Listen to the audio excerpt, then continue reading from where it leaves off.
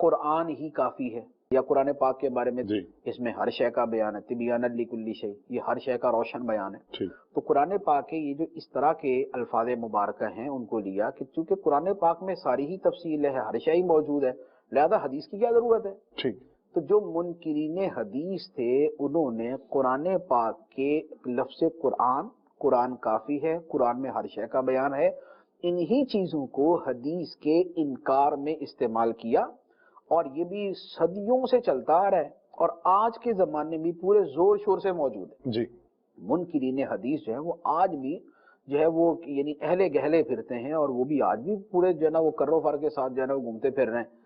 اب لفظ قرآن استعمال کیا، قرآن کی آیات کو استعمال کیا، لیکن قرآن ہی کی دیگر سینکڑوں آیات کہ جن میں فرمایا کہ رسول اللہ کی زندگی میں تمہارے لیے بہترین نمونہ ہے، تو بھئی قرآن پاک کے اندر تو ساری سیرت نہیں ہے، پھر تو وہ سیرت کہاں سے ملے گی؟ وہ تو حدیثوں میں ملنی تھی۔ جی تو حدیث کا اگر انکار کر دو گے تو اسوہ حسنہ کہاں سے تلاش کرو جی گے؟